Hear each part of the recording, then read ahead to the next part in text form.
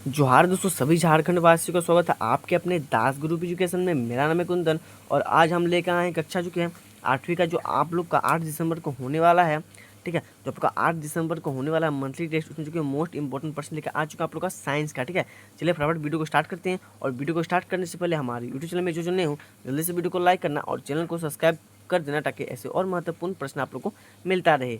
देखिए, हम बात करेंगे कि काफ़ी दिन से हमारा जो कि है वीडियो नहीं बन रहा था। ठीक है, कुछ प्रॉब्लम था इसलिए, लेकिन प्रॉब्लम ठीक हो चुका था। और अब आप लोग को बता दूं कि सारे इंपॉर्टेंट प्रश्न, ओरिजिनल प्रश्न आप लोग को हमारे यूट्यूब चैनल के माध्यम से मिलेंगे। ठीक है, और एक बात आप लोग को ध्यान रखना है कि अब आप लोग का जो कि है पैटर्न भी आ चुका है कि सारा का सारा आप लोग को ऑब्जेक्टिव यानी कि एमसीक्यू टाइप में जो कि है प्रश्न आप लोग का आएगा फाइनल एग्जाम में भी, और आप लोग का जो कि है हाफ ईयरली जो होगा 16 दिसंबर से, उसमें भी।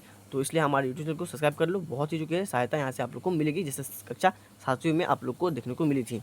चलिए सबसे पहले प्रश्न संख्या 1 से बात करते हैं कि किस प्रकार के यहाँ पे प्रश्न आने वाला है।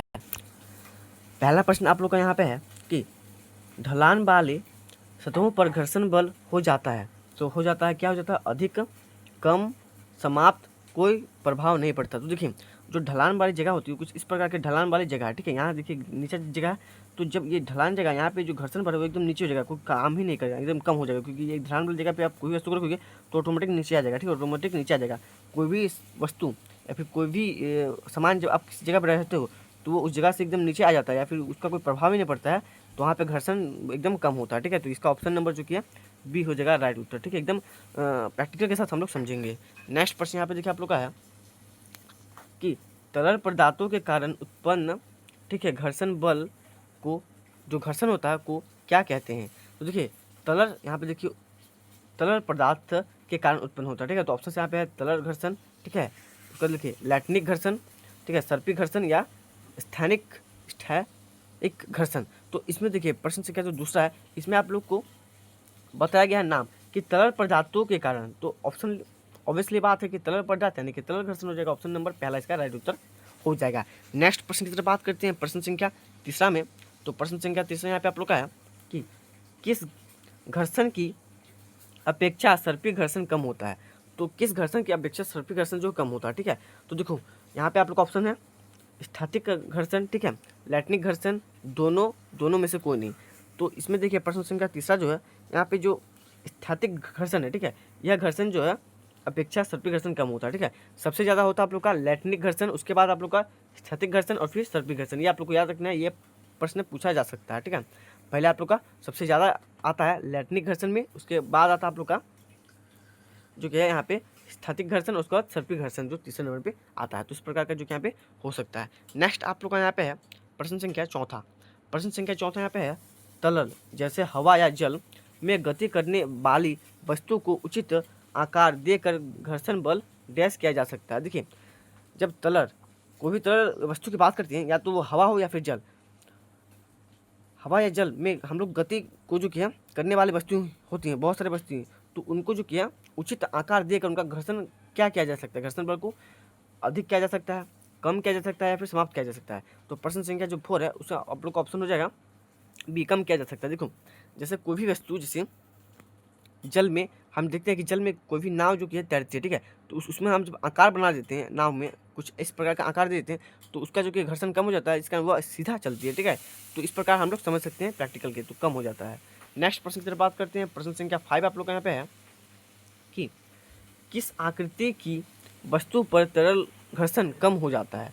तो यहाँ पे ऑप्शन है आयताकार, ठीक है, आयताकार, वर्गाकार, नौकाकार या वृत्ताकार। तो देखिए जो प्रश्न संख्या 5 है, इसका आप लोग का हो जाएगा नौकाकार। क्यों होगा? क्योंकि देखिए आकृति पर वस्तु जो कि है तरल घर्षण कम हो जाता है। जैसे हम लोग नौकाकार, जो नौका है तरल में कम हो जाता है, क्योंकि देखिए जो जल है, जल यानी कि जो पानी है एक प्रकार का तरल पदार्थ है, और उसमें जब हम जो आप लोग जो नाव चलता है, नाव, ठीक है, नाव, उसका जो कि है आकार नौकाकार होता है, तो इसलिए जो कि है वह पानी में चल सकता है, क्योंकि उसका आकार नौकाकार ही होता है। पानी में चलने के लिए आपको घर्षण कम करना पड़ेगा, अगर आपका घर्षण ज़्यादा है तो आप तरल पदार्थ में नहीं चल सकते, तो इसलिए नौकाकार का शेप दिया जाता है। ठीक है, इस प्रकार आप लोग समझ सकते हो। नेक्स्ट प्रश्न यहाँ पे है 6ठे नंबर में। ये प्रश्न बहुत ही इंपॉर्टेंट है, क्योंकि हर इंपॉर्टेंट एग्जाम में ये प्रश्न पूछता है। ठीक है, प्रश्न यहाँ पे है कि तेलीय सतह से घर्षण घटता है, घर्षण बढ़ता है, घर्षण बिल्कुल नहीं होता है, घर्षण पर प्रभाव नहीं पड़ता है। तो प्रश्न संख्या 6 का राइट विकल्प आप लोग को हो जाएगा ऑप्शन नंबर पहला, यानी कि घर्षण घटता है। ठीक है, तेल सतह में जो कि आप लोग फिसल के गिर जाते हो, या फिर कोई भी ऐसी वस्तु यहाँ पे तेल में रहती है वो जो कि थोड़ी फिसलने लग जाती है, इसलिए यहाँ पे जो कि है घर्षण कम हो जाता है। ठीक है, तो यह आप लोग को जो कि है हो जाएगा उचित प्रकार से। चलिए नेक्स्ट प्रश्न की तरफ बात करते हैं।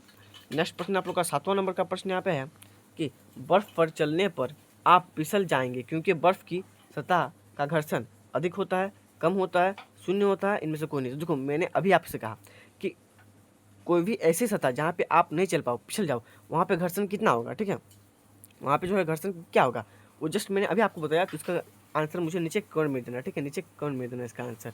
ठीक है, इसका आंसर मुझे कमेंट में देना। कोई भी ऐसा जगह जहाँ पे आप फिसल जाओगे, ठीक है, तो उसमें घर्षण क्या हो जाता है, उसका आंसर आप हमको नीचे दे सकते हो।